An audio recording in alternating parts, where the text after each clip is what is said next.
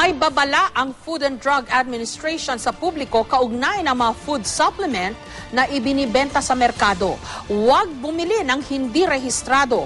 Kasunod yan ang paglabas ng ilang food supplement na sinasabing nakagagamot daw ng cancer. May report si Julius Segovia.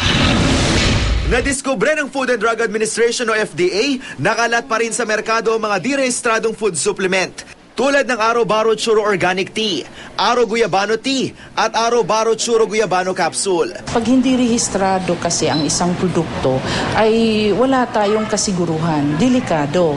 Kasi pag rehistrado yan, dumaan yan sa pagsusuri, dumaan sa mga kaakibat na research.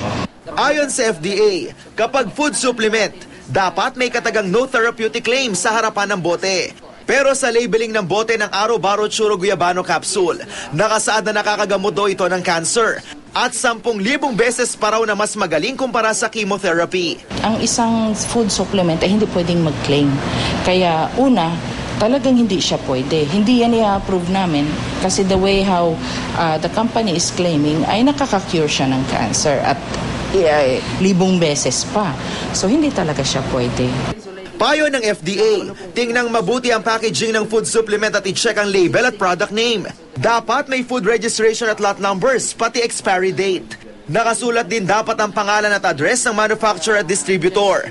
Sa kaso ng Aro Baro Churro Products, Doctors Pharmaceuticals Incorporated ang nakasulat na manufacturer, pero walang address. Ayon sa FDA, lisensyado sa kanila ang naturang pharmaceutical company.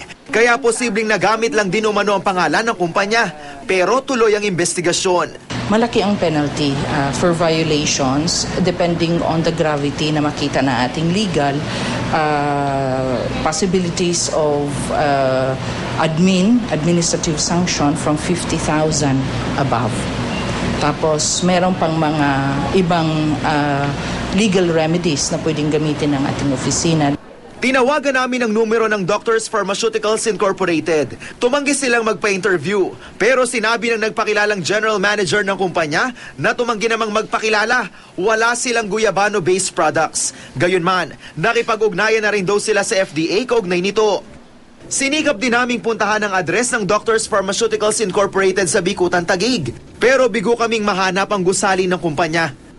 Nasa website ng FDA ang buong listahan para malaman kung rehistrado o hindi ang bibiling food supplement. Julius Segovia, GMA News.